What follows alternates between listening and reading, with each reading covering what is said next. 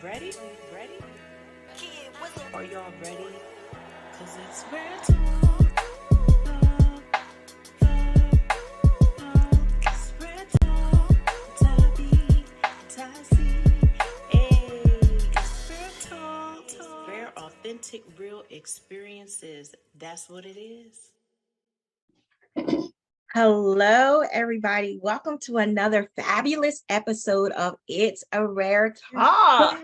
Hey We y'all, are here with, Tabby. and I'm Tassie. But listen, tonight it is a special episode. Oh yeah, we gonna introduce you.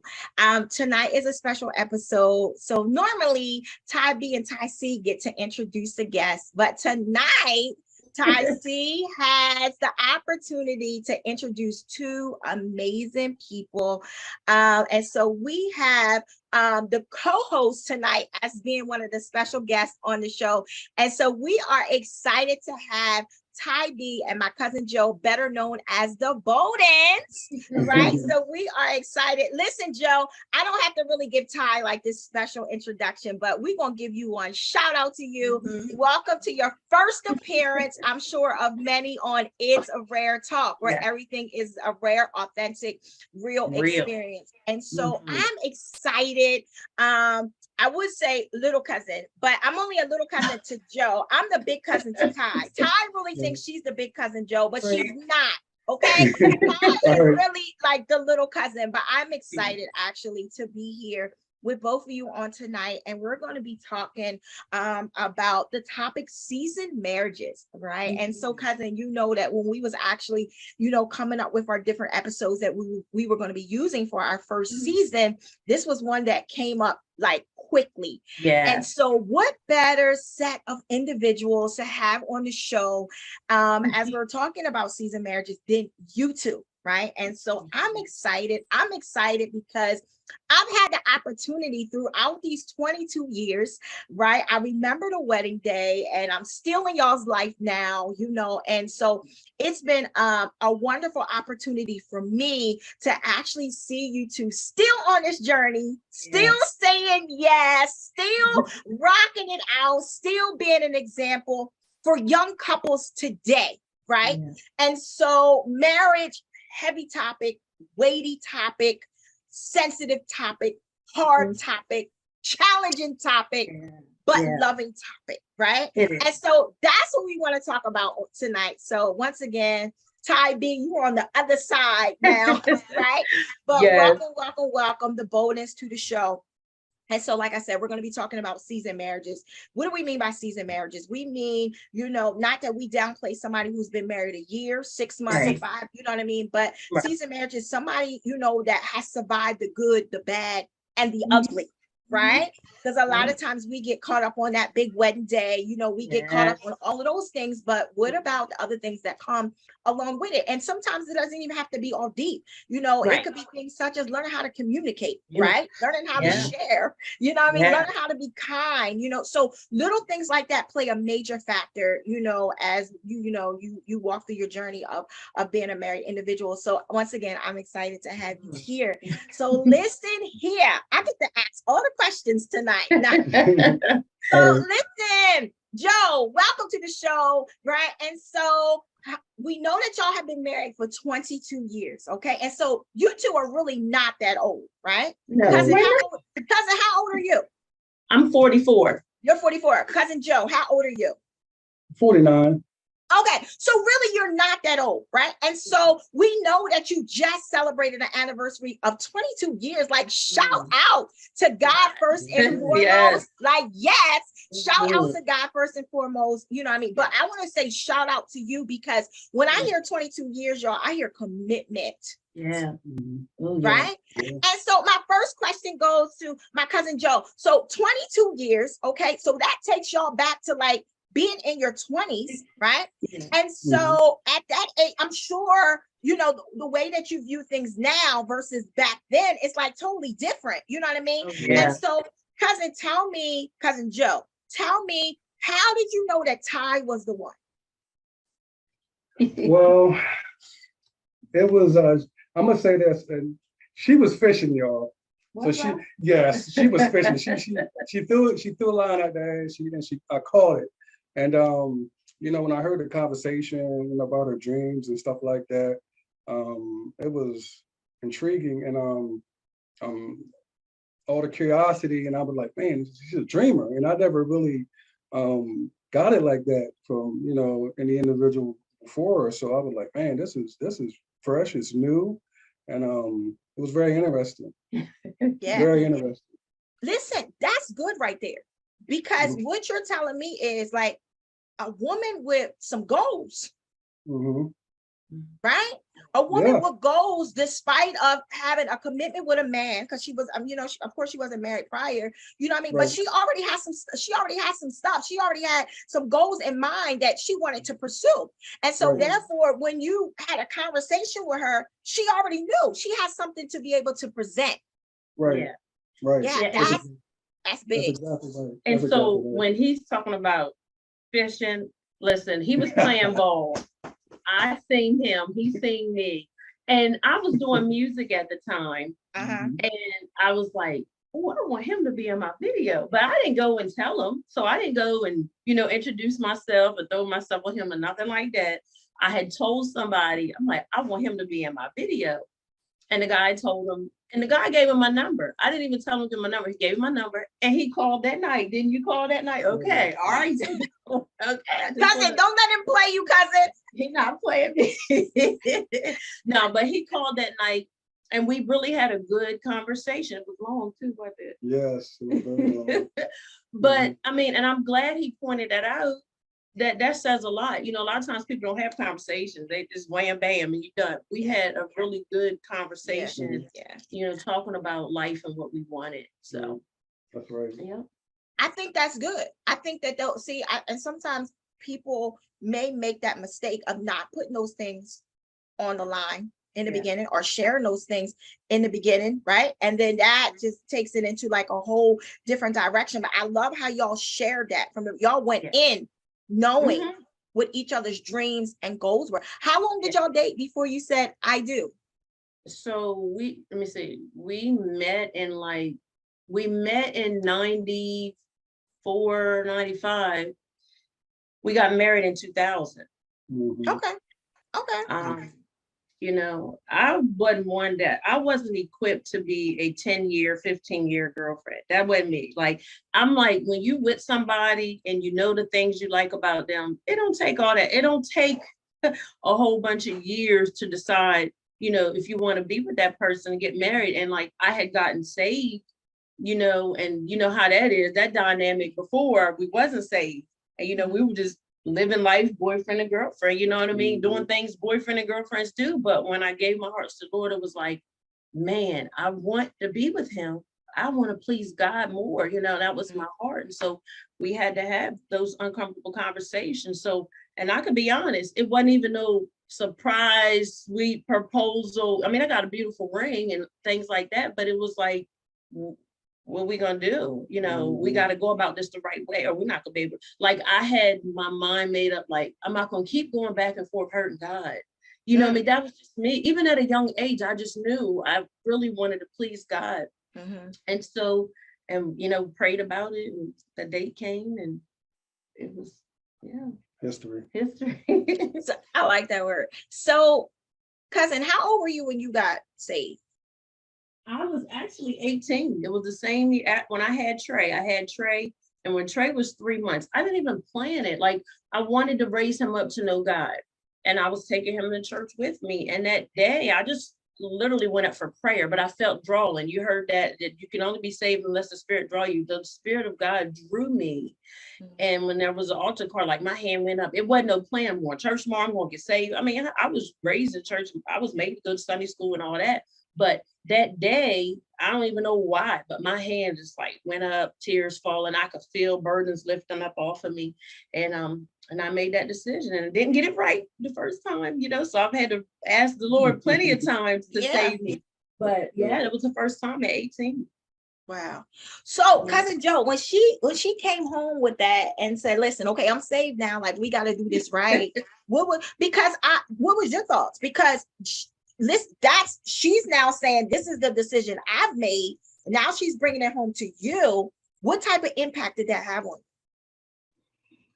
I didn't want to jump to anything. I just had to let it sink in. you? I Yeah. had to deal with it. I had to deal with it, and just had to let it sink in, and wait, and just be sure, you know what I mean, and all that kind of stuff like that. But I just had to let it wait and let's take this process.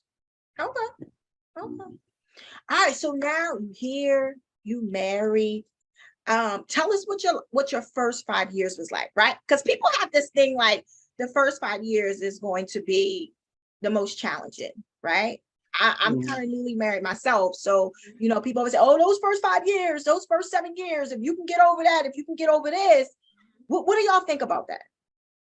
Well, let me go first. Well, I'm gonna say the first 5 years. I mean, you know, just the whole ordeal with, you start having kids, and it's just a lot, and then the credit situation, and then trying to get a house and paying your bill, getting everything in order.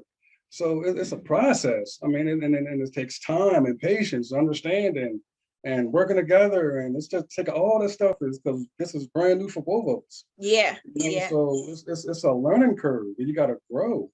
It's serious stuff. It's serious.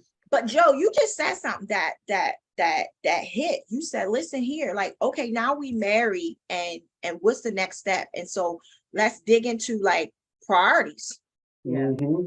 right? Mhm. Let's get the house. Let's do this. Let's do that. Okay, this is this. Let's work together to get us where we need to be, right? So I'm already hearing like communication, right? Because I'm learning communication is much more broader than words. Right. A lot of times communication is action. You know what I mean? And so just listening to y'all say, okay, this is the situation. Let's work together. How was that? Because to me, y'all were young.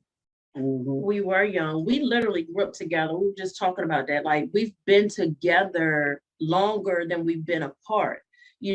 So I was 22 when we got married, but I was 17 when we met. Yeah.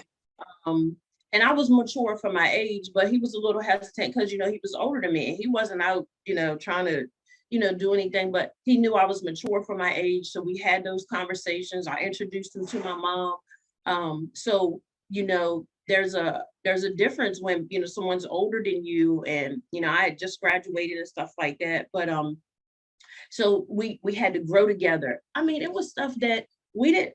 And most couples go wrong with this when they don't talk about finances. You don't talk about, credit or what you want. Like being married is more than just being together. It's more than that day. You said it earlier. Nowadays, everybody wants the wedding for the look so they can post it. You do your dance, you go on your honeymoon. Listen, it is work. We didn't get to 22 years being cute, being a cute couple. There were plenty of uncomfortable conversations. There were plenty of tears. There were plenty of conversations we didn't get right. We didn't handle them right. But I'm going to back up because I know you're going to ask us about a trying time in our marriage, but the most trying time was before we got married. Before we got married, and I had gotten saved, there's a different, things are different. We go from, being intimate to like, we can't do this, like, because I want to please God, you know what I'm saying? And there's no shame because we are in our now.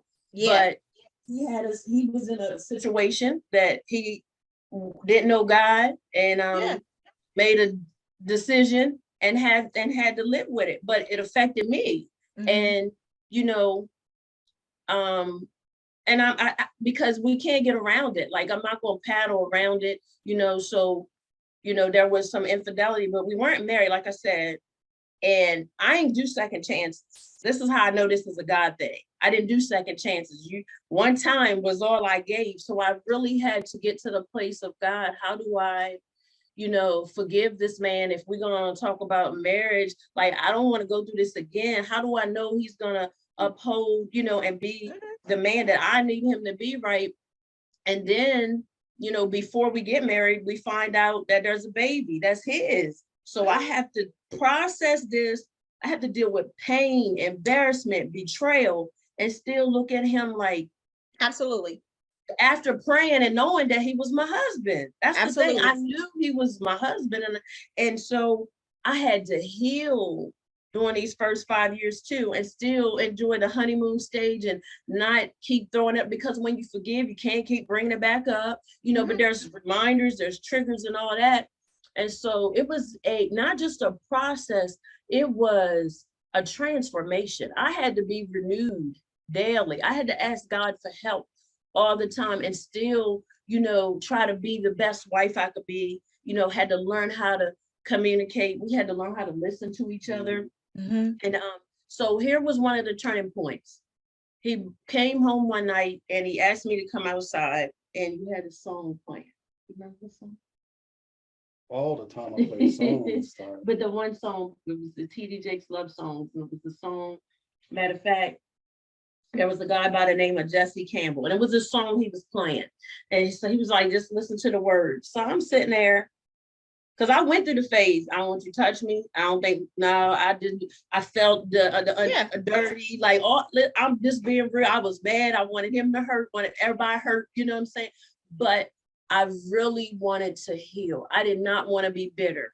I didn't want to get married to get divorced. That was not the plan. I was in this. We was new. We said, I do. We're in this. Like, it ain't no back and forth. We ain't playing no games. We not sharing. Listen, we go about this the right way, right? So I'm sitting in the car and he played this song for me. And the song was called When God Gave Me You. And all I could do was cry, because listening to the words, like, it described our relationship, you know, and he has put in the work. When I say he has put in the work, he has proved that he's where he wanted to be. Because if not, he could have left a long time ago. I could have left a long time ago. So he has grown up. I've grown up. But wait, cousin, I want you to hold that part, because what I understand is, and this is what I love, because like you said, everybody has, this is our now, but everybody has a then, Everybody right? has a then. And so I've watched Joe travel, and it's amazing. Absolutely amazing. Yeah. Where God has him right now, right? Oh, yeah. And so this is why I'm so excited about this show, because it's never about how you start. Yeah. Right? The starting can be a little rough at times, right? And you share so much into that. And I'm watching Joe sit there and be humble, and I'm watching how God, and I don't want to get too much into his now, because I want him to be able to share it. But I love when that scripture says that all things work together for the good, because I see who he is now in God. It's amazing.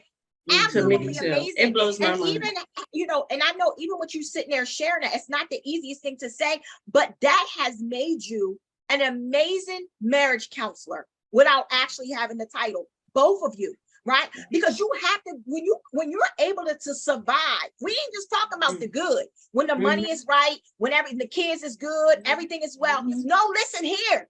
It's the bad and the ugly that make you. It's the gutters of life. It's the valley experiences that make you. And I've watched what the valley experiences have done in your marriage, and I love it. I absolutely love it. And so I'm sorry about those years of pain, but I've watched God in both of your life turn that pain into purpose. It's amazing. And so what y'all, I don't even want to get too far into like to the end, but what I see is that what y'all went through is saving other people's marriages today. Yeah. And it didn't feel like that at the time. You know, it didn't feel like that at the time, because, you know, there were times I felt like I'm drowning in pain and, you know, drowning. But he kept showing up. He kept, you know, he always been a hard worker, always been a provider, always been a hands-on dad, not just the type of dad that tell the kids what to do, but showing them. And we had to learn how to be a husband and a wife. Like there was. Can we stop right there, cousin? Cousin, let's just stop right there, right? So here we are. We got these two individuals, because sometimes I think that's a lot of, as married individuals, we have to understand exactly what you just said right there. You got Ty and you got Joe. And now Ty and Joe need to learn how to be one. Yeah, exactly. Which is a challenge all by itself. Right? And you said we had to learn how to be husband and wife. Yes. I like that. because a lot of times people will get married and you still act like you boyfriend and girlfriend. You need to communicate what you're doing, where you're going. As women, they don't want to hear that word submissive, but that's not a bad word. It's a more of an honor and a reverence. Like, I look at him, he's my king. Like, God is my king and Lord, but he really is the king of the house. And I had to learn how to be mindful what I say, how I say it, because I'm not his mom. You know what I mean? I didn't get a lot of things right, and so I'm glad that we allowed each other space to grow and get, because we two different individuals that had, like you said, had to become one. And that's why people need to understand, you can't just lay up with people, man. Them strongholds, strong ties, trauma, all that stuff is transferred. So God is so serious about the marriage. It is a covenant. It is not just, we get married for a show and for a look. It is so sacred and serious to God that he don't play about it. And so we realize that this is not a joke, because we're supposed to honor God with how we treat each other. You know what I mean? So if I don't treat him right, I'm disregarding what God said. If he don't treat me right, and here's another thing, men that are husbands, it is biblical. If you don't honor your wife and treat her right, your prayer's hindered. If we're not honoring our husbands, God is not going to bless anything that we put our hands to do, right? So it's more than a look. I need people to understand that everybody want it. And then for those that say it's just a piece of paper or a ring, that is not true. When you really want to regard God, you're not going to treat it like a piece of paper and a ring. You know what I'm saying? Because that's who we have to answer to. God. We stood before him, we made those vows, and we took them seriously. Like, it is not a game. It's not for the faint. And I say it over and over again, how it's not a show. It is. But cousin, you said a word, and Joe, feel free to jump in wherever you want. Right. You said a word. You used the word covenant, right? Yeah. And so I think it's all in how people view a thing, right? And I think sometimes that's how it's just so because I'm learning myself. By no means do I have this area in my life perfected. Right. By no means as a wife, but I'm striving to learn, right? And so what does that mean? That means I tap into my resources. I tap into individuals who've been married longer than me. You know what I mean? I tap into people who can give me wise counsel, right? Yes. Because I want to be a great wife. Right. But because I'm still learning, like Joe talked about that learning curve, like I'm still learning. And so what I'm hearing you say is like, it's a covenant. This is something, this is an oath. This is something that you took, before God. And in order to have a reverence for it in that perspective, you have to have a reverence for God. You have to. If you don't have a reverence for God, you can't have a reverence for the covenant, because you won't understand the covenant. Right. And so I love that part right there. Like, you just said so much. Joe, what's on your mind? I know you're ready. Tell me what you got to say. Ready. Right. Mr. Ready right here. Right. That's my concept for living, man. That ready, you said that ready, that's my concept for living. Ultimately, it gives life. And I just wanted to rub off on people. That's my concept. Yeah. But I mean, I know everybody, life is learning. It is. I mean, I always say this, in God's realm is 100 perfect. In this realm we always going to fall less than. So we always going to be a work in progress. So we got to grow. Nobody's perfect, so we just got to, just understand there's a God. We want to please him in all our ways. And as a man, do my sole responsibility, raise my kids and do what I got to do by my wife, and just live and prosper and take care of my responsibility.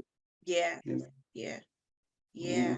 One of the things that I really, well, you'll ask that, so I ain't gonna move too fast. I'll wait. Wait, what does your shirt say? Mine, wife life. Oh, wife life. Let me find out. Mine says energy. Energy. Yeah, I see you, cousin. Go ahead and represent that t-shirt. So let me ask you this question. So we talked about growing together, and growing pains hurt. Growing pains can be challenging, right? Because you're still trying to become one. And so what I'm hearing, even now, like 22 years later, as we grow older, things change, our mindsets change, you know what I Yes. mean? Our kids, because you guys have 3 kids together, 3 boys, right? Mhm. 4 Mhm. children all together. And so Yeah. with that right there, listen here, I love even that. I Yeah. think that's amazing, right? The blended family, you know, and that may not be the case with every married couple, but it's the Right. case with a lot of married couples today, right? Mhm. That blended Mhm. family, the blended family is hard. You know what I Yeah. mean? That's not something that's easy, but it's doable. It is. It's doable. And there was a time all the boys lived with us. Even Khalil, he lived with us. It was years. And it was just, he was one of the boys, you know, Yeah. he wasn't treated no different, you know. Yeah. And we enjoyed them. Like we did a lot of things with them. But like I said, he was so hands-on and he's always been that way. And for him to have grown up without his mom or dad and no examples of marriage in front of him, really. I mean, he had older uncles that were married, but you know, but just to we had to learn this thing. We really did have to learn this. And so he was always been so hands-on. I mean, showing him how to cook, do laundry, pay the bills, you know, take care of the yard, the house, like all of it. He's never been the type of husband, well, this your job, you get in the kitchen, because he do 90% of the cooking, always has. He says it's gonna change, but he don't need to change, it's been working. But all the boys can cook now. You know what I'm saying? You know, they have seen what a man does. He shows up. He's always been hands-on with them, always show up supportive, not just financially, but he's been there for all of them, pouring into all of them. The correction, when it was hard, but he has been there. And I'm just so grateful, you know, to God. And, you know, he used to work so much, but now he's in a different place, even with that. And he'll talk about that when you ask him. But and that's the part of that growth. Like, you know, it was all about the money and the bills and all that. But now we on purpose. That's where we because at I now. think as time changes, as we get older, as we become more mature, as we gain wisdom, especially in Christ, it makes a difference. You're gonna see change. There's no way in the world you can be in God and be wanting to live for him, right? I'm talking about know God, not know of him, but know God and not experience change in all aspects of your life. But Joe, let's talk about that. Let's talk about, you know, you're married, you got 4 boys, you know what I mean? Let's talk about, you know, what is important to you to demonstrate before them, and not just speak it out of your mouth, but the example that you choose to set before your sons. Well, I'm big on, they have to find their purpose. I mean, it's not just them, it's everybody. Because I mean, I think that's the ultimate, I think that's God's gift to us to find our purpose. And it's like I'll be 50 years old next year. So, you know, purpose is everything to me. So I'm looking at it like, as time has changed, and a lot of people, they're not doing any soul searching. So I'm thinking a lot of them is just really acting in the flesh and not really acknowledging spiritual realm that's going to keep them grounded for their destiny. You know, they're not tapping into that. They are not, and that's why I'm so passionate about. That's why I wrote a book. You know, I got a song. You know, and I show my boys what's required of them. So it's just a lot. Purpose is the key, man. Purpose is the key. I really think if everybody found their purpose and then we supported one another, we don't need to ask the government for anything. You know, but purpose is, you think about it, when we was born, we had our purpose in us before we even knew who God was. We was born with our purpose. We was like, I like Miles Monroe said one time, he said we was born because of purpose, not to find it. It's in us. A lot of people distracted. And that's my number one rule. Joe, that's heavy right there. That's heavy, because purpose has a lot to do with identity, right? Yes. I've witnessed you here to late talking to your youngest son, who's a well-known athlete, you know what I mean, and making his way, you know what I mean. You're starting to see him, and I'm proud of what he's doing. But I've heard you have conversations with him, like acknowledging that he's an athlete, but no, listen here, morals, values, like that matters, respect, Mhm. all of that matters. And I think that we need to be pouring that, especially Yeah. into our sons. We need That's to be right. pouring that. And so what you was actually saying to him, I get that you're an athlete, but these other things matter to me more. Mhm. Right. And so setting those standards and those boundaries, I think that's important. And having 4 sons, that's not easy, right? Not just 4 sons, but in the A midst of these grand. 22 years, y'all got a grandbaby, We got a right? That's like grand. changed y'all's whole lifestyle. yes. You know what I mean? I've watched y'all's whole life shift for this grandbaby. I'm Mhm. gonna say this before I forget. I don't want to forget. This is a valid point, but there's one thing in the Bible that stands out dear to my heart. When it says, "Be fruitful and multiply," most people are multiplying before they're fruitful. So fruitful, to my definition, is becoming everything you're supposed to become. And then once Mm. you become everything you're supposed to become, and now you can venture out and you can, meet that special one and you start multiplying. But if you start multiplying before you know what you're supposed to do, what good are you? Yeah. Listen, this was the joke. Oh my God, if this was 20 some years ago, we wouldn't even, oh Lord, anyway. But I'm cousin, so let's talk grateful. about that. Let's talk about, because we heard you say you got saved first. Okay. Yeah. Yeah. So, I heard you say for 10 years you was praying for your husband. Man, listen, because I had it wrong. Like I wasn't shown or told, okay, once I got saved, I got to run to the church every time the church is open. I wasn't told my first ministry was home. That's first ministry. For anybody listening, your first work is at home. Your ministry is home. Your husband or your children, before you going out and trying to do everything for everybody else. And I had that wrong, and it caused some conflict, because I was gone. Or you know what I mean? Then if I come home and I don't have no energy for him, that's not fair to him. And I've been guilty of that. Yeah. And so, and God instituted family before there was church. You know what I'm saying? And so you do not neglect your husband. I'm not saying that there's never a time where, they have to be understanding and be like, oh, babe, well, I'm serving. You want to be doing what God wants you to do. But when you are married, this is your first work. It is. It is. And we have needs, and we need to take care of each other's needs, and everything isn't, in the bedroom or whatever, but even a mental, emotional needs. I've learned to be a big supporter of him. That's how we like, when he said he wanted to do something, I'm like, okay, babe, well, let's get it done. He's mentioned a book, help him get the book done. Anything that he desires to do, I'm his help. So Yeah. I'm not going to tear him down. I might question like, babe, well, what do you think about that? Are you sure? But not to ever discourage him. My job is to support him. And he does the same for me. He always says, babe, you just have star potential. You are really good at this. You're really good at that. And there was a video he was listening to of Miles Monroe. So many that has really helped the shift in his walk, right? One was when he was talking about the man finding his work. Remember that? And he said before he gets a woman, he was saying how the man is supposed to find his work. You remember that? The one with Miles Monroe.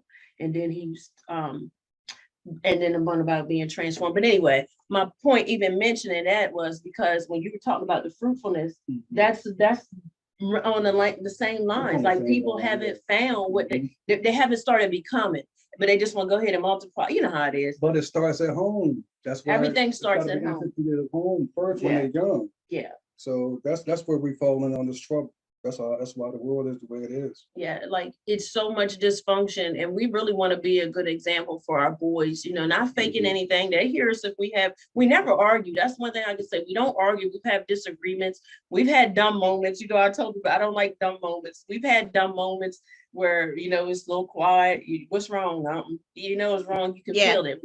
So if something's off, we know when each other is off. But it's so much better when we're talking and we're able to, get through things. And so let's talk about that, cousin, because communication is a big thing in a marriage. But let's talk. So I remember, you was like, I prayed for my husband for 10 years, and then Joe got saved. Right? Mm-hmm. And what was that like? Because what was that like? Well, I ain't gonna say it felt different. I just didn't do foolish things. anymore. If that make any sense, but it's Mhm. everybody, like I said, everybody walk is different. But I went on and I committed myself, and I just didn't do foolish things anymore. Yeah. You grew up. Yeah, That- just didn't do foolish things anymore. That's how you sum it up. You You know? grow up. Mhm. Just didn't do any. I just put a lot of my focus in my work and soul searching and stuff like that, and seeing the bigger picture that I wanted for my boys. I wanted to be somebody that could be look up to, Yeah. and that's pretty much it. Yeah. Mhm. Yeah. That's good. One thing about God, he gonna change up everything. Anything that we allow him to, he gonna Dude, change it that's up. right. Right? That's He right. gonna change it up. And so I know even with that step right there made a major difference in your marriage. Oh, Right. yeah. Oh, yeah. And so you was talking about the communication, you call it dumb talks, right? My pastor like to call it intense fellowships, but even with that, so let's talk about communication, because you're gonna have times that you just don't agree. You know what I Yeah. mean? And so It doesn't have to become an argument. It doesn't have to be where there's a door slammed or you walk out, you go sleep in the couch, you sleep in the bedroom. It doesn't have to be that. We never had that. No, well, we had some in the townhouse. Yes, we did. We had some silent treatment, Oh, no, but it was so long ago. So that's not something we Yeah. hold on to, Anyway, so communication is hearing each other out. Like, it's really listening, and it's not even about being right. It's not, understanding that we think different. Men think different than women. We do, but that don't mean we can't come to a common ground, right? We're different species. That's right, we are. But it's about peace at the end of the day. Right. You know what I mean? We don't want to be walking on eggshells. We don't want the atmosphere in our home like, man, this is dumb. Like, I can't think of nothing but dumb. I don't like those dumb moments. But and communicating is even, we have a love language, I look at him a certain way sometimes, he look at me a certain way sometimes, and we know what that means. And then he holds, I hold his hand while driving. Well, he get to stop looking at me like that. But holding each other's hands, just listening, like really hearing each other out, and not assuming, because that's a part of communication too. Sometimes we assume that when I said that I meant it. I didn't mean it that way, babe. But no, you said, but I didn't mean it like that. So sometimes you do have to explain, and we should not feel like we don't need to explain ourselves. We are husband and wife. So if I say something and it don't sit right with you, let me know. Don't take that and days in, and then you want to bring it up, and I'm thinking we good. Talk about it when I say it's okay. You know what I mean? Because you feel that when you become one, you feel all of that stuff. You feel all of it. And I'll say this to not take up a whole bunch of time as far as communication. We know the Bible talks about love is patient and love is kind. Oh, that ain't talking about the strangers, the one that you with, the one that you laying out, the one that you committed to. Like, God holds us at a high standard. Listen, we might not, I ain't do a lot of stuff right, neither one of us, but we decided, number one, we put away childish things. It ain't about being selfish, and not about being right. I ain't trying to prove like I told you so and all that. We're not doing none of that. Right. You know what I mean? It's really just being supportive. It's really just being understanding and patient.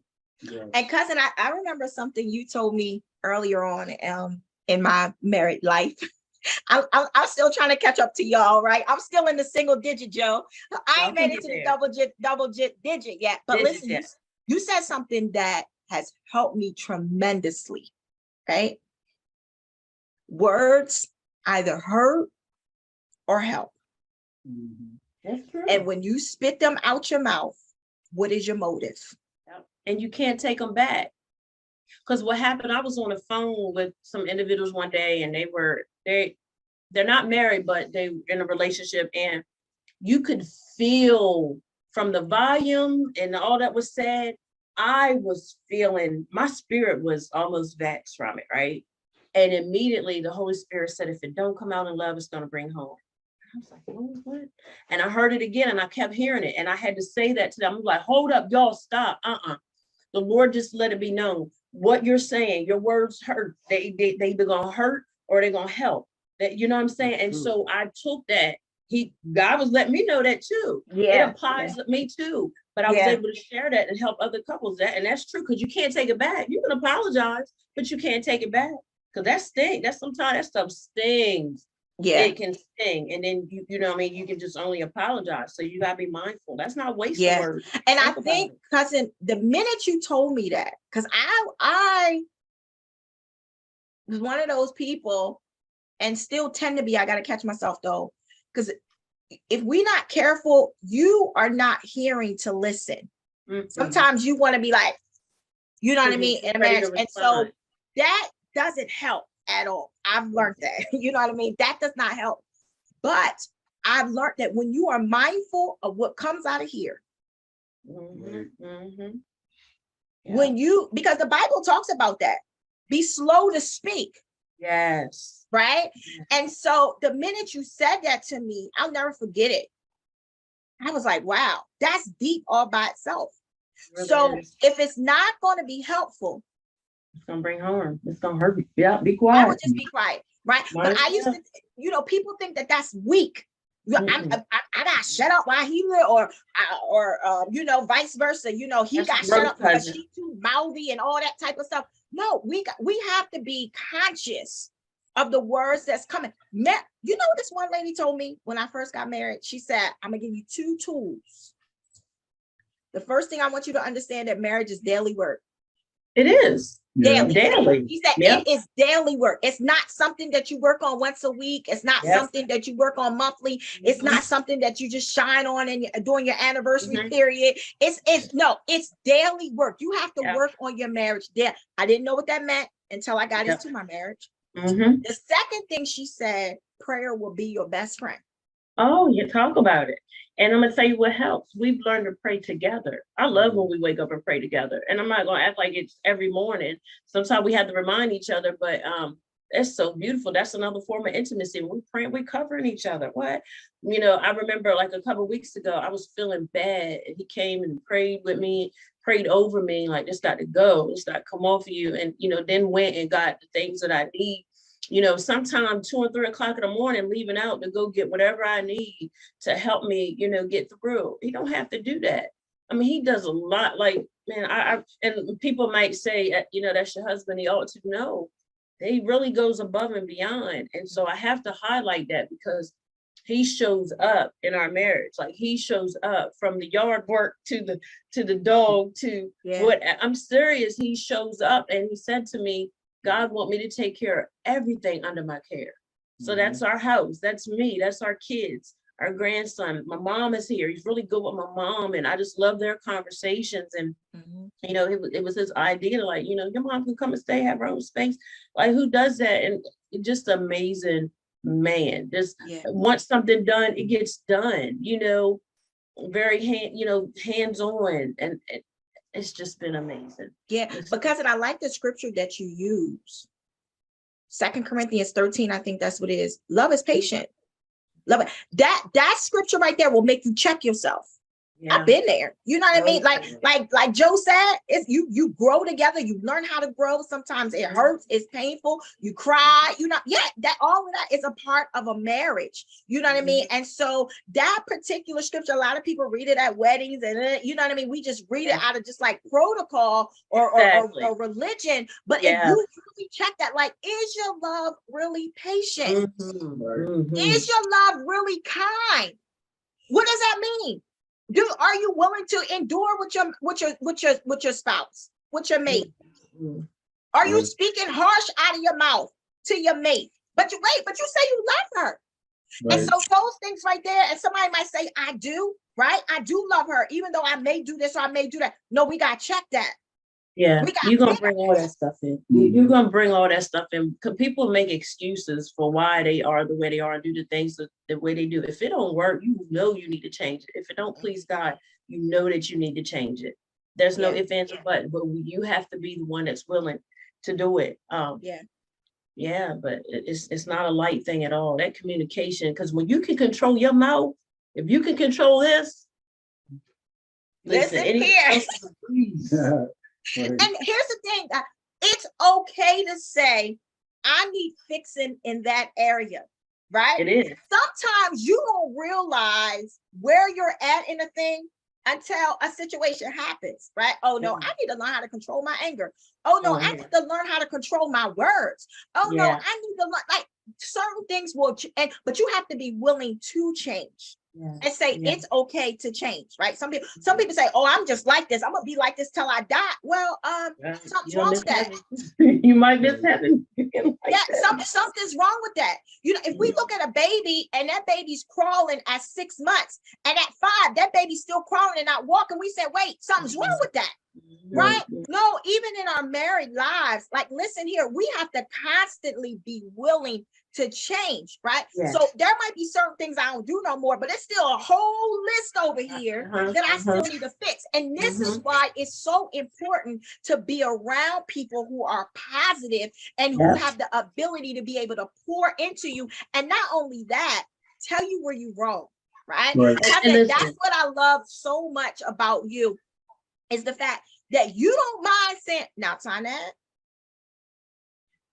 no, you might say, now, cousin, can I share something with you? Right, you got that. Joe, Ty got that real smooth voice, right? So I'm really loud and just obnoxious by nature.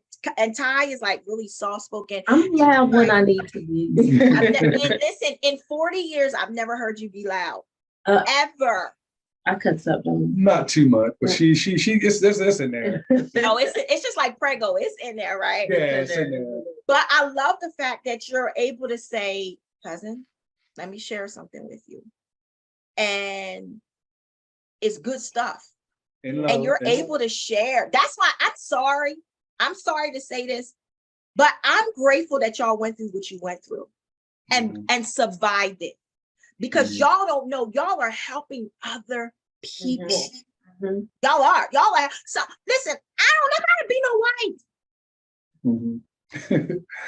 Dang. Being completely honest, I'm learning. I desire to be one, but I really don't. So I'm learning through people, first of all, through God, through the word of God, through people who've been there and done that, through people who don't mind sharing their testimonies, sharing their stories, you know what I mean? Positive people pouring in, people praying. I'm learning, right? And so I'm grateful for your Valley experiences, because they have truly, truly helped me and so many other people. Y'all are marriage counselors, like I said, without the title.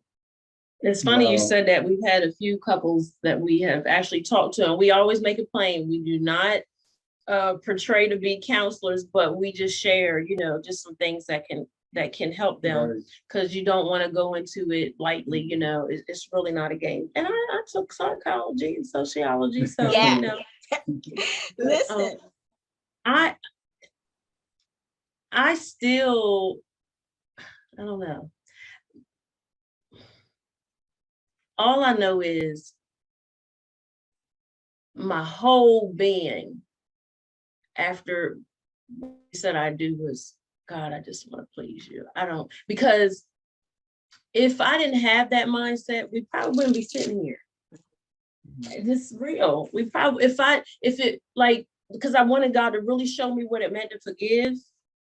And I wanted to forgive right, you know what I mean? Because he's a good man. A lot of people have potential, but it's one thing when you live up to it. And he has lived up to it. There's a lot of women and men dealing with people that have potential, but they're not putting in the work. They're not living up to the potential. They're not getting it out. And so I can't say that I'm glad we went through what we went through. I'm not there. But I can say I'm grateful for where we are. This is our now. I'm sure people feel like there's things they wish they never went through. We don't understand, why even God, because God, I'll say this, God allows things, but he has a perfect will. So I know it wasn't a perfect will, but he allowed it, brought us out, and building us up and making us better. And that's what I live by every year and every day. Like, God, I just want to become my best self. I want to be a better person. That's why I'm not quick to respond. Never been scared, never been a punk. I've always just been mindful. God, I want to please you. As bad as Ty wanted to, in the flesh wanted to act up, I wanted to please him. I wanted to please. Because, cousin, what happens is he who lives in you is overriding your flesh. Joe said he's different now. He grew up. Oh, because yeah. he that lives in him is overriding his flesh. Right? That's He it. has come subject to the Spirit of Yeah. God. When you That's come it. subject, God will check you. Yeah. And Mhm. what happens is the longer you spend time with him, you build a relationship with him and you want to please him. It's no different than a kid wanting to please their parent. Yeah. When Yeah. when you and Joe are at, I ain't gonna call him his nickname, at Kareem's game. Baby. Baby. Okay, you said it, not me. So when he watches this, Joe, he told me in Rehoboth, I really don't like that name, right? I was like, Mhm. okay, I respect that. But when y'all are in the stadium, and whether he's playing football or playing basketball, and he's either done scored or done whatever, to know that his parents are in the audience, in the stands, wherever, rooting him on, proud of him, bragging on him. Do you know, as a kid, how that makes him feel? Yeah. As a child of God, knowing that God is in our corner. He's in the stadium. He is rooting us on. He wants us to do our best. He's bragging. He talked about it in the book of Job. He's bragging on us. Right? And to know that we are pleasing him is an excellent feeling. Yes. And that Yes. means that you got to shut your mouth and not Yep. call him out his name, or you don't call her out her name. And to know that you please God, that Yep. listen, let the other one have the argument. You can have it, sis. Mhm. You can have it, bro. But to know at the end of the night that you please God. To know at the end of the day, and that's what y'all two are doing. You're striving to please God. And because you're striving to please God, ultimately you're pleasing each other. Yeah, Mhm. exactly. Listen here, it comes Yep. together. It does. It Right. does. Yeah, it does. And God has blessed us like tremendously, and not just with our home, but with our kids, they're not out getting in trouble. And we're grateful for that, Kareen is looking and dancing, but God has blessed our lives. He has enriched us. He's enriched our marriage.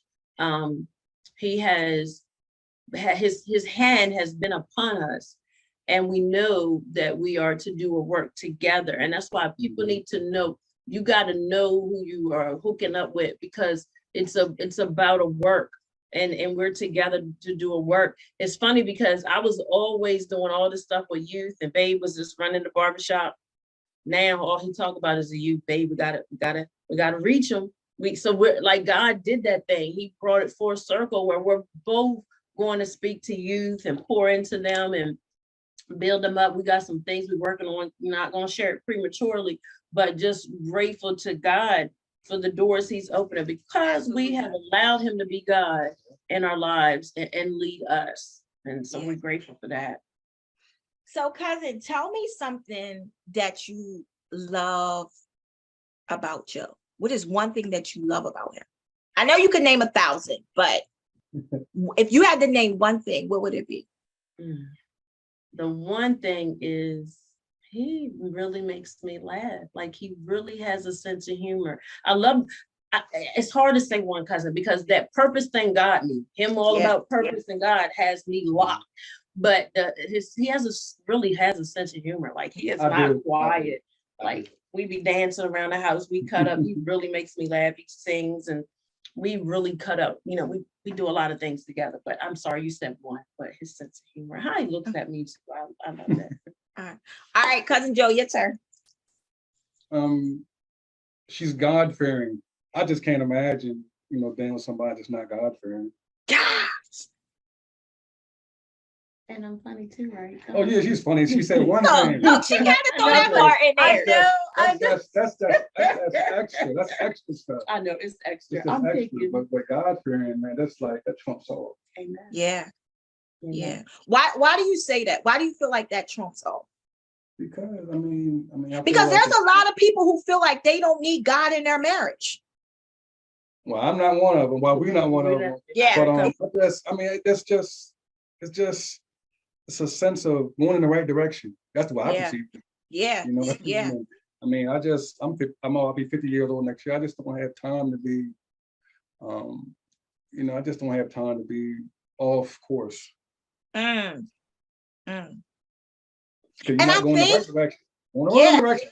Yeah, I think with Christ, I can't stop saying it. Like he truly does make a difference. And as you're moving forth in ministry, because ministry is beyond the pulpit, right? A Yeah. lot of people think ministry is just about the pulpit. No, ministry goes beyond the pulpit, right? But going into schools like y'all do, dealing with the youth, like that's ministry, Yeah. right? Y'all have found some common grounds, and just like Joe said, it's been there all along. The Yeah. purpose has been there all along, right? Mhm. We don't have to go find purpose, right? Like he said, you don't have to go find it. It's there, right? Mhm. You just have to be able to identify who you are in Christ. And so now y'all have bypassed a whole bunch of the foolishness things and Yes. able to just focus on ministry. And I just think that is amazing. Yes, it's really enjoyable, It's fun. Mhm. It's fun. We really do have a lot of fun, and Mhm. and that's the only way to really help your marriage. Like you gotta have fun. Mondays used to be our day. We would just ride, go pay our bills, go eat, just spend time. And so if we can't do a Monday, we'll try to find other days or whatever. But that time together, he always talks about the realms. Oh yes. He always talks about the realms, and he always says. Lately, he's been saying, Three "Hey, rent. How many people on here? I don't know, you can't see it. Okay, but don't worry about it. I was going to share something, but I just share about the realms, though. That part about just the only I'm gonna see. because you can't. Whatever she want to ask. Okay. Miss Whatever I Hostess. Mhm. Well, I think I like what y'all just said, because this has like been an area since this is Rare Talk and we talk about things that are real, that balance thing, right? And to be completely honest, that's something I struggle with a little bit, because when you're kingdom minded, a lot of times the juices flow, Mhm. right? When you are a visionary, like you see, They don't stop either. but right, cousin, say it again. When visionary, the ideas, creativity, that stuff doesn't It end. doesn't stop, right? And it just, you can be sitting somewhere and you see something, you'd be like, and really, I know it's not of me, because Right. some of the stuff that I see, I wouldn't even be able to dream of. Some of the Exactly. stuff that God has allowed me to do, I would not been able to do. So I know it's God. But the key word is, and this is me, finding balance. Yeah. Right? Yeah. And so how do you, like, cousin, I heard you say, you're a singer, you know what I mean? You're a playwright, you've been in a lot of plays, you're a leader in the church, you know what I mean? And have been for a long time. You're a mom, you're a wife, you know what I mean? You have a job, like your plate, like we talked about when we first started the show, we were sitting at the table, Joe, and we was like, yo, our plates are full already. You know what I mean? Like you know how you got them sectional plates, but the stuff is like overflowing, like there's a lot, and we share so many common things, and that's what I love, right? But we talked about this thing that we even was starting to show, like, and cousin was really on me because I'm really bad with it. We gotta have balance. We gotta have balance. We gotta have balance. And so, how do you balance each other? How do you balance what you got going on in your life? Joe's a bar, he runs his own barbershop, you know what I mean? Very active with your children, up and down the road with your children. Joe does ministry himself, you know what I mean? Joe is an author, you know what I mean? He's out, I've seen him, a picture of you, cousin. I'm not sure where he was, but he was kind of like mentoring and talking to kids and all that. Like you got all of that going on. How do you balance it? There is not like a perfect way. You really do have to be like, Lord, like help me with some balance and structure, right? You have to have days where you don't do stuff unless you just resting, getting refreshed, restored, just talking to God downtime, because the hustle and bustle, it'd be like so much stuff going on. I can honestly say with all the things on my plate now, I am less burnt out and on the go. It seemed like I'm still all over the place, but I'm not. But when I first started out, I was burnt out and I was everywhere and I felt overwhelmed. I do not feel overwhelmed. All this stuff, I don't feel overwhelmed because I know how to say no, and I know how to pray about things and, discern what not to do and where not to go now. And before I didn't, it was just an invite, I'm gone. Babe, hey, I got this invite now and it's not. And now, I want him with me, hey, what can we do together? I don't want to be where I'm always gone and he's home. And because it was a lot of that, him working a lot and I was always gone, so he had missed some things. But then, so now, but it's barbershop. Because you were 5 days a week or 6 at one time? Oh, at one time, in the beginning was Almost it was 6, every 7, day. almost every I day. mean, it was almost like when I came home from barber school, I was Mhm. cutting hair Friday, Saturday, Sunday, working pressing forward, working overnight in the evening, and it Mhm. was just woof. Yeah, it was a lot. Yeah. So It was now, a lot. but God, Mhm. when you're doing what you're supposed to do, God will lighten it. And so Mhm. now 3 days a Oh, I week. work 3 days a week now. I got a lot more time to put a lot of my energy in this magnificent plan the Lord has put on my heart. Yeah. Yeah, I like to make you and laugh. even sitting down having the family meetings and discussions, that's necessary. We have them with That's our good. grandchildren. Talk about Oh, that. Because here's the Yeah, thing, marriage is not, marriage consists of so many components, so many. so many Mhm. pieces. Like we've talked so far, we talked about the covenant, we've talked about growth, we've Yeah. talked about salvation. You know what I mean? We've talked about communication. We've talked Yeah. about balance, like just trying to learn all. And so each person consists of all these different components that we're talking about. And now you got two people in one house and you got to figure it all out, right? And you know what, Wow. cousin, you cannot be jealous of each other, and in their giftings, you have to be each other's biggest supporter. You cannot feel intimidated. You got to be confident in who you are. And we balance each other. Like sometimes if we're out, people calling for appointments or whatever, nowadays he'll be like, no, I ain't working this day. I ain't working past that. He has set boundaries. And before he was just like, man, I'm just gonna cut till the money stop. You know what I mean? And his mindset has changed. Because he always says, I was fixing people up. Oh, I'll let you say that. wow. Being a barber, it's just it's exterior. I'm thinking internal for longevity now. Yeah. Haircuts change all the time. I mean, I'll share that on the next one. But I'm just saying, like, the haircuts and hairstyles change all the time, and it's exterior. My desire with my book and my next mission is more internal. So this is, like I said, my concept is life. Yeah. So Yeah, what and I so really we- hear though, Joe, like you Each other really else, see so. he's really focusing on his spiritual work, Mhm, mhm. which is going to take care of the natural work. Yeah, That's Right. Lord. I found that out. When you put God first and his Yep. stuff first, he takes care of everything else. You know what I mean? Everything. And listen, Joe, when we take care of God first, you saying you down to 3 days, he will send more clients in the midst of 3 days because you're Oh. taking care of Yes. his business than he would if you was open up 7 days. I know it to be true. That's right. It is true. That's It true. is true. We That's cannot true. beat God. We cannot Hmm. beat him. Not at all. Not We at all. can't It's beat crazy. It's crazy because if it wasn't for the pandemic, I probably still had my barbershop in Feathersburg. I probably still be working 6 days a week. And But the Lord orchestrated yeah, that thing. yeah. He moved for us. He shut the country down so I could work on this plan. He always said, he said, man, the Lord shut everything down so he could have me home. Yeah. And then now focusing on, But you know the what, big cousin? picture. Joe, you know what, for real, if a lot of us would grab a hold of that, we would all Yeah. see that. You know Yeah. what? I did the math one day. I did the math. I did the math from when I first started renting. I did the math for my rent, and I did the math for my electricity. All my expenses over the years. If I just had a place to come from the beginning, I probably wouldn't have to work anymore. Yeah. But it was Yeah. a lesson learned. Yeah. It was Yeah. a lesson learned, and I Yeah. had to go through it to really appreciate where I am now. That's good stuff. That's That's great good stuff. stuff. You know Because what I mean? I'll say this real quick, when it comes to like if husband and wives having schedules, y'all should talk about them together. Babe, what you got going on? Like do it ahead of time. So then when that day come, it don't seem like, oh, you ain't telling me, or I ain't know you had that. Like Yeah. you need to, like sometimes we'll just go get a hotel, we'll just go away. Like it's good to do that, or just taking a ride somewhere, or you really better make it intentional about spending time together. I'm serious. You don't want, and when you see something that ain't right, address it right away, work on it right away. Like if I said something and I came off too hard, babe, bring it to my attention. Then don't wait till a week later, then tell me like, I can't work on it. Yeah. I mean, you know what Yeah. I'm saying? Let me know. But it's not about looking for things and picking out, but how can we better, ourselves and each other? But that balance thing, you just have to set boundaries for real. Yeah. You can't tell everybody yes all the Yeah. time.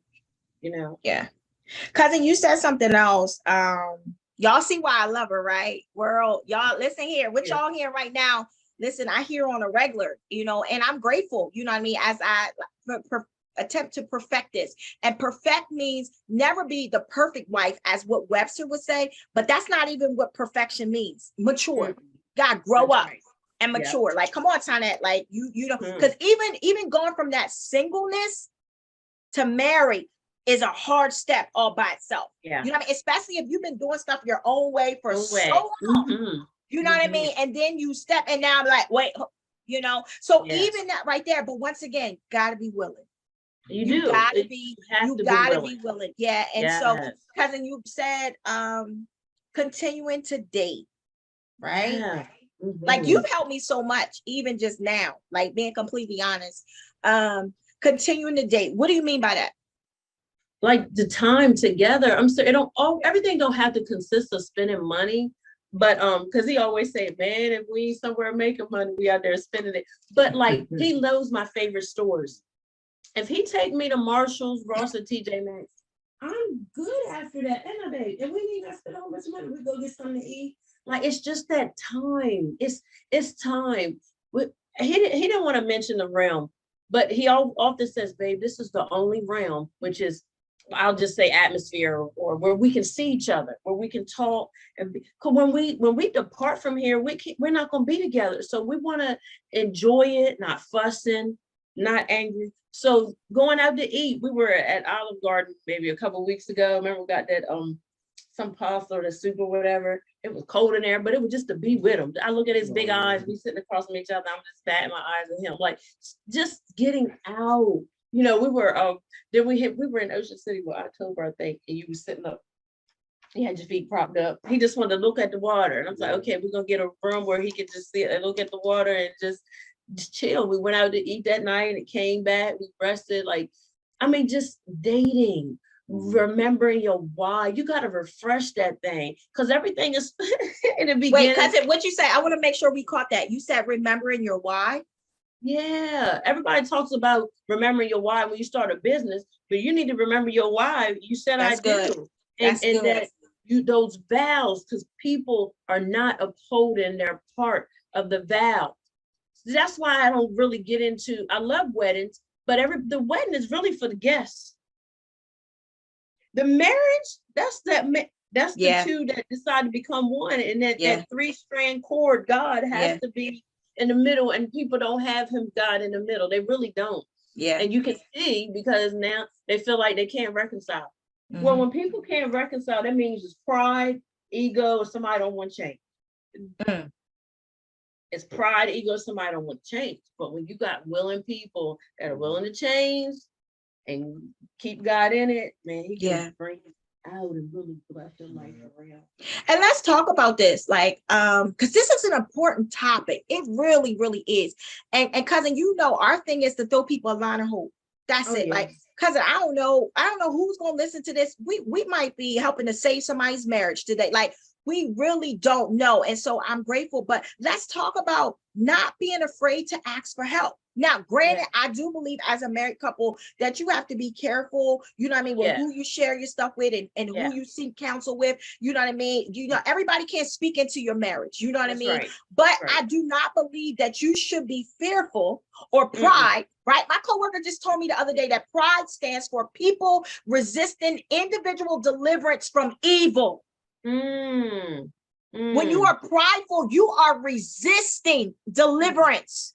You are blocking it. You're saying, I don't want it.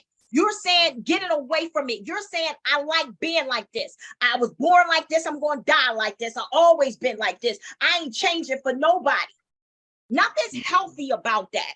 If you really want to know the truth, because just like Joe said, even now at being almost 50 years old, he doesn't have the same mindset when he was 22. That's right. Marriage now at the age of 43 and 49 or 44, sorry, 44 and 49 has to look totally different than when y'all said I do 22 years ago. Oh, yes. Oh my, it has to look totally different. Totally different. Yes. Oh, the my only God. way now that it looks different, some change had to take place, you know. And so let's talk about that.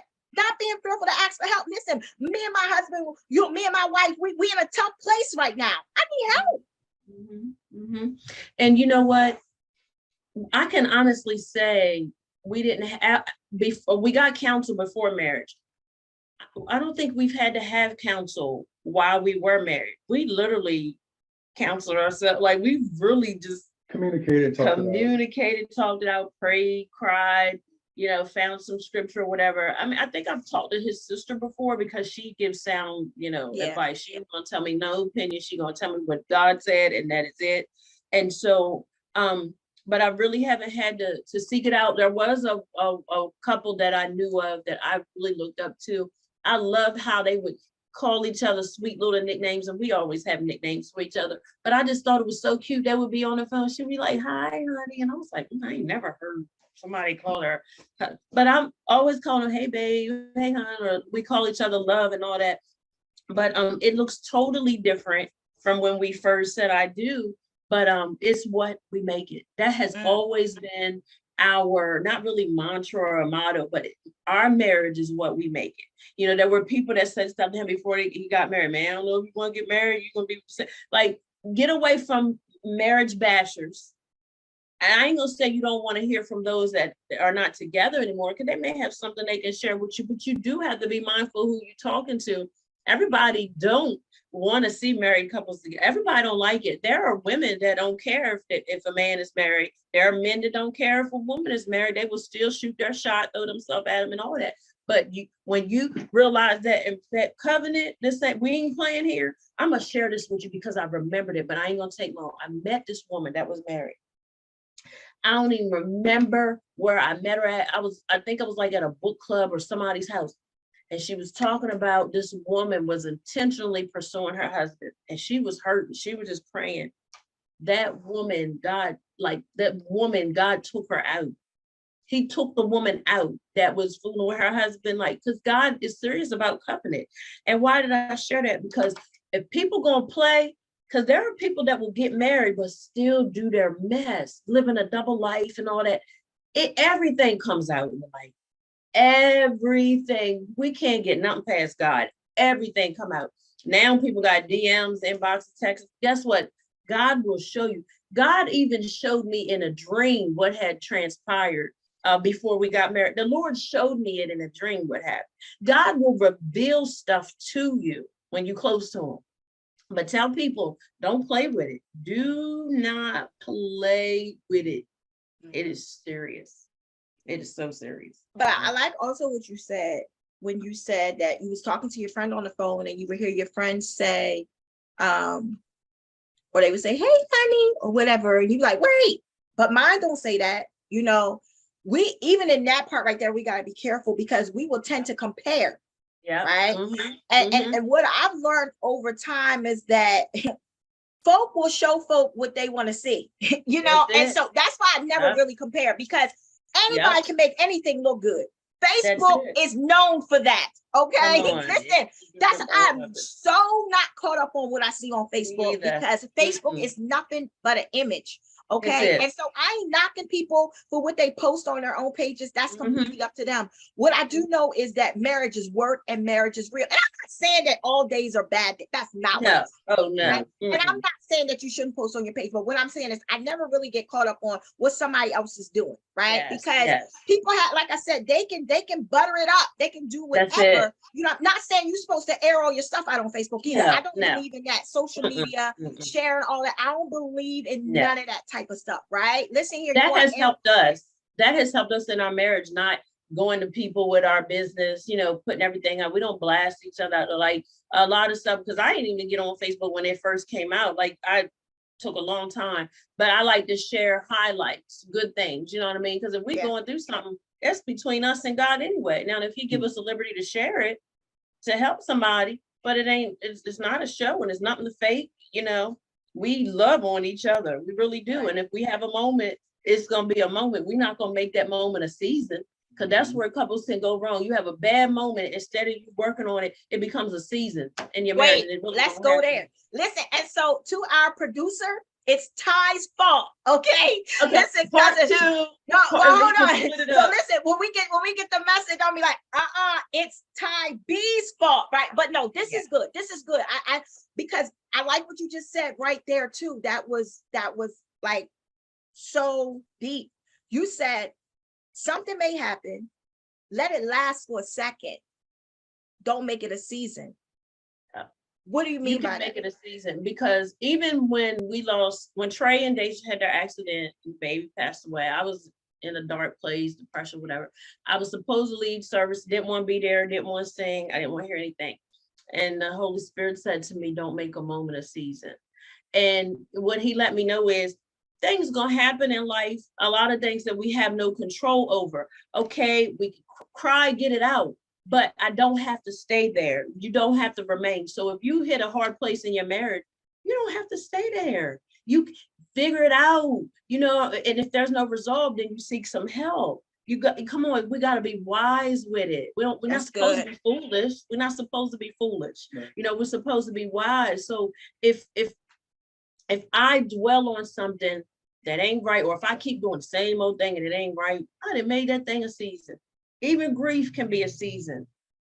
You know what I mean? So those moments, I don't like them dumb moments. I don't want no season of dumb moments. No, let's get it right. Let's hash out all that. Let's get all that uncomfortable, dumb stuff out of the way. Because I'm gonna tell you something.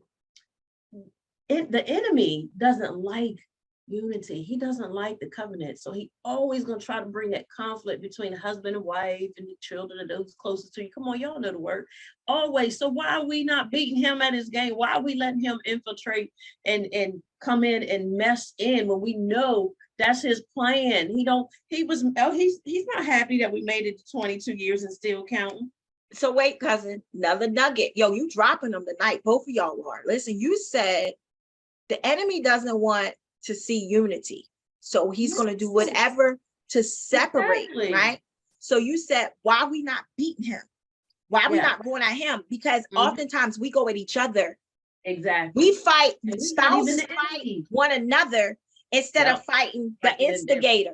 The instigator, right? The instigator. He is an instigator. Yes. You know what I mean? Yes. He is the one that's coming in and causing chaos and confusion. It's the spirit behind either spouse that you may have an issue with or whatever's going on. Yeah. The enemy is behind that. And so that's a good point right there. You know what I mean? Go after the instigator. Go after the troublemaker, put him out. How do you beat them? Being lovey-dovey, kiss on each other, compliment each other. How would you really talk? Like, I brought him some lunch today, baby. Was surprising him. He surprised me all the time. He always come in the house with my favorite things. You know what I mean? Sometimes I'm thinking something and he comes in the house with it or he says it. You know what I mean? Like, that's just how close we are together now. So how we beat the enemy? Babe, we gotta pray, because I know this ain't even right. You know what I mean? We know that we had a moments, you know what I'm saying? We realize it, like, man, I'm telling you. So sometimes we don't always have breakfast together, but because I get to work from home a lot, we get to spend a lot more time together. I'll go ahead and do my emails and he'll answer his calls, and then we come back together. We get a lot more time, together. But we able to beat the enemy, because if we're apart all the time and we're not communicating, the enemy has a field day. If we haven't reconciled, if we go to sleep angry, that's the foothold for him to get in. You know what I mean? And so you just have to put him out. But I think a big thing for me, since we being transparent, is just apologizing. Yo, humble yourself and apologize, right? No, check yourself. Yeah. Right. That was that thing right there. But I'm glad the Lord is dealing with me like that, because I don't want to be this jacked up person. Like, I really, a lot of us are jacked up. A lot of us are dealing with the inner us, the inner me. Us. They say the enemy, the envy. Inside of me, we're dealing with the ugly parts of ourselves. Yeah, you. Yes, you know what I mean? Yes, husband. Yes, wife. Whoever you want. We have to deal with the inner parts of ourselves. And sometimes they not pretty, right? Because a lot of times how we've been raised, what we've been taught, you know what I mean? How our parents may have felt, how our parents view life, or whoever our guardian was that has raised us plays a major influence on our life. Yes. Some of the stuff that I used to say, right? And that I heard it growing up. Some of the ways I used to act, I seen it growing up. You know what I'm saying? And so therefore I brought all of that stuff with me into my marriage. Right? And so as time goes on, Joe, as God checks me, whether it be through an intense fellowship or whatever, you know what I mean? If you are true with God and allow him to be true with you, he will convict you. Mhm. It will. He will make you be like, We no, both- like, go ahead, cousin. I was just gonna say, we both had to, babe, I'm sorry, didn't come out right, just apologize, he's had to do that plenty of times, and I've had to do the same thing, and then That's wake humbling. up and we keep it moving, Yeah, that's humbling. And being willing, I guess, to let it go. Right. Mhm, As women, yeah. sometimes, and Joe, you can speak for men, but as women, sometimes we hold on to stuff, man. Like that's Yeah. somebody just told me something happened the other night. I was doing something and I was sharing it with somebody, and she said to me, okay, that was yesterday, you can let it go. Right. But I wasn't ready to let it go, cousin. But when she said it, I'm like, wait, hold up. The Lord done let me wake up this morning. My kids are good. My health is good. Like, what bringing that into another day, right? And so from that point, I said, okay, done. But once again, it matters who you sitting at the table with. Okay, it matters who is feeding into your ear, who you're having wholesome conversations with. That's why I don't like doing all that little dumb gossip stuff. It don't get you nowhere. No, let me sit with somebody who is able to pour into me and make me check myself. Because ultimately, I'm just going to be a better being, not just for God, but for my husband. You know what I mean? For my children. Even as a mother, I've had to go back and apologize to my children. Oh, yeah. Same here. Mm-hmm. I've had to go back and say, listen, y'all, mommy did not do that right. Mm-hmm. Mommy did not say that right. I was wrong for that. You know what I mean? But I had to learn that because I was raised. You know what I say? Right? And she watching, cousin. If she watching, I'm gonna hear it in the end, right? I'm gonna get the phone call tonight. What you were saying, sorry. Right? But I was raised, you do as I say and not what I do. Right. But to me, growing up, Joe, that's weird.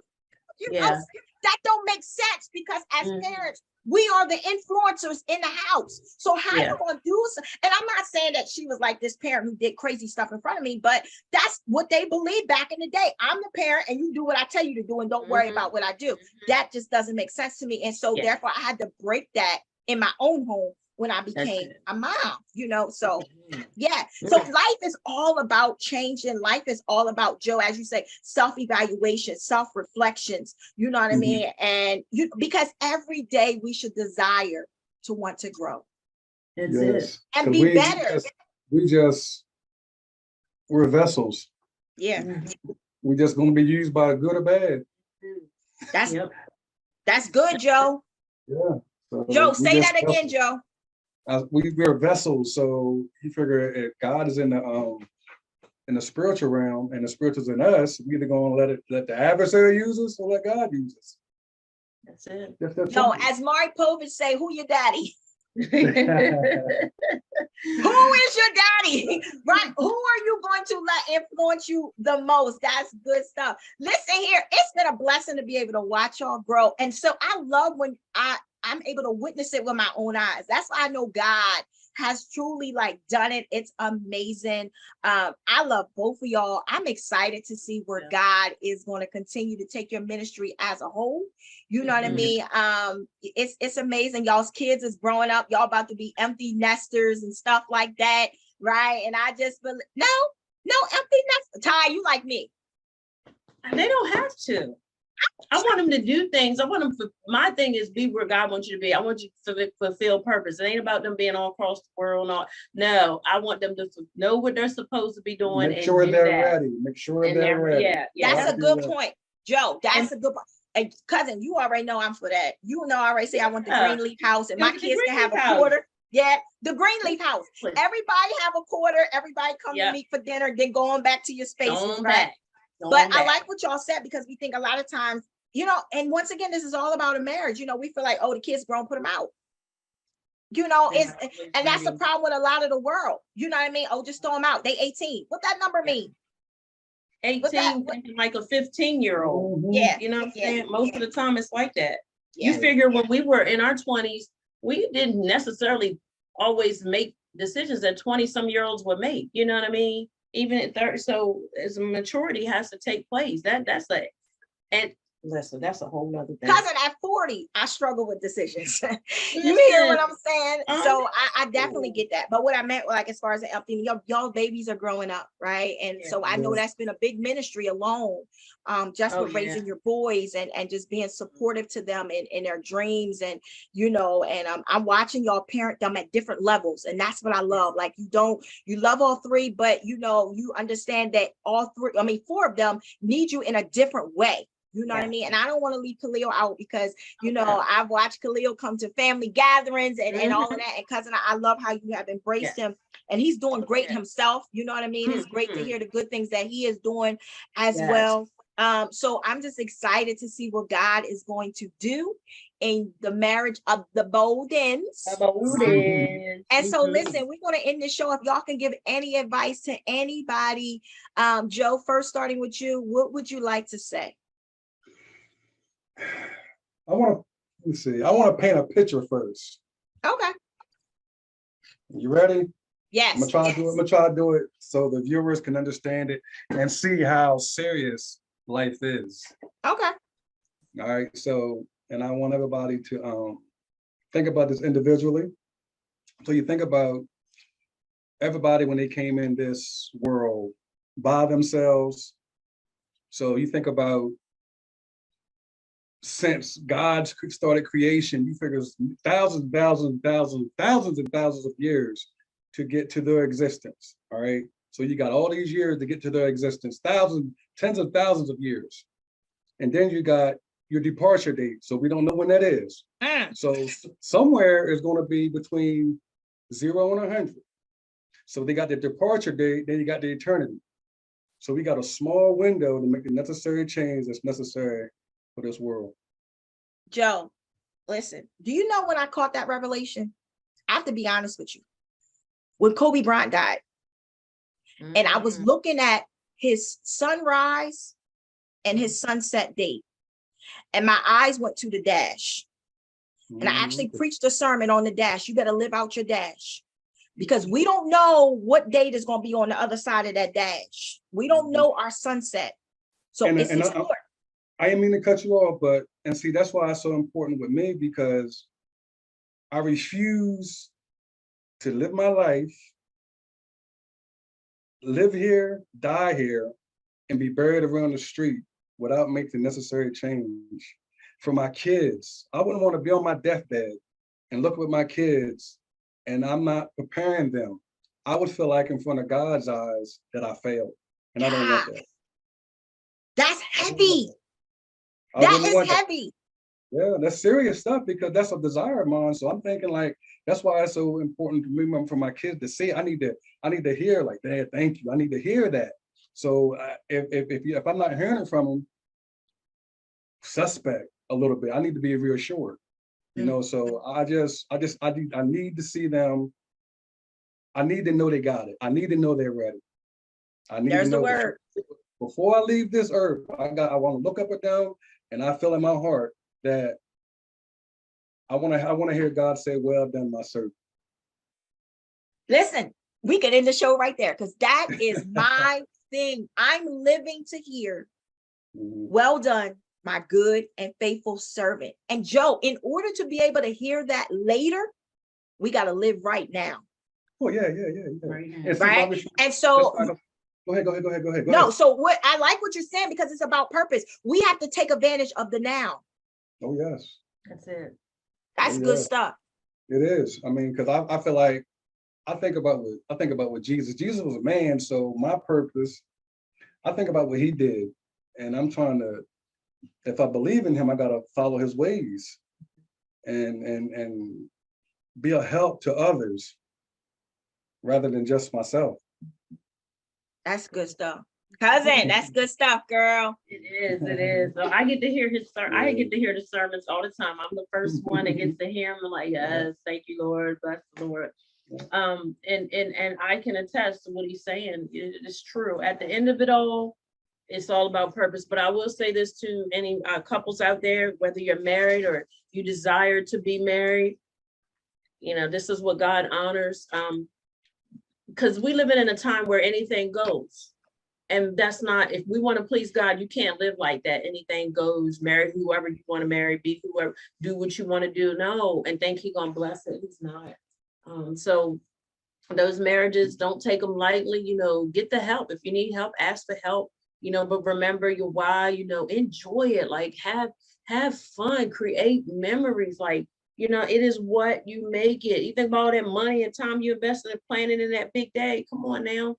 It's about pleasing God, and it is a beautiful thing, and that's what God honors. He does not honor the common law.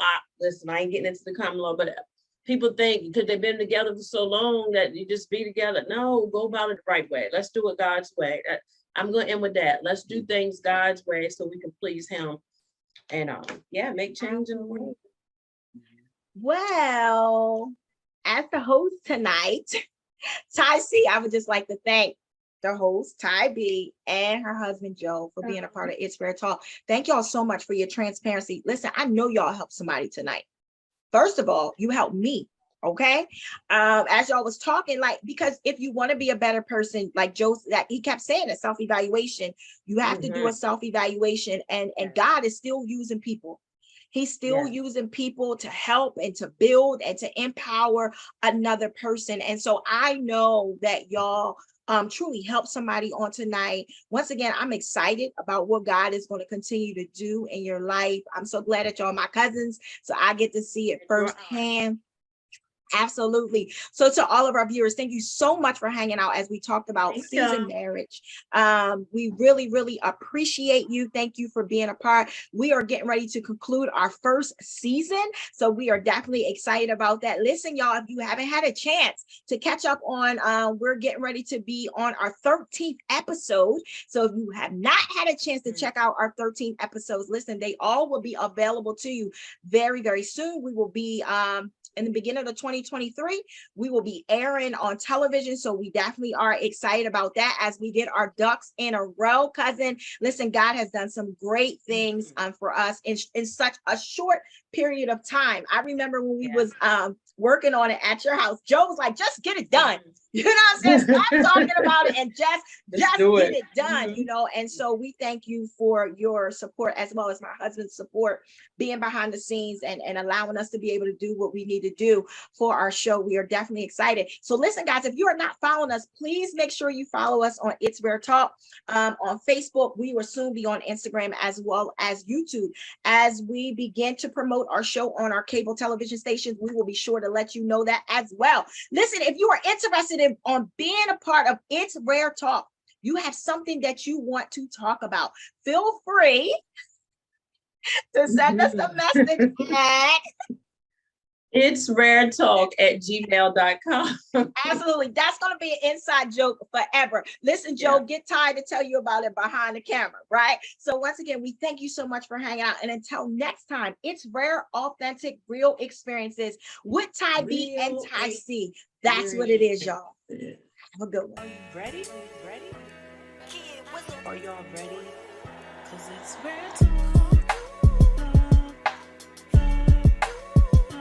It's rare talk. Ty B, Ty C. Hey, it's rare talk. Rare, authentic, real experiences. That's what it is.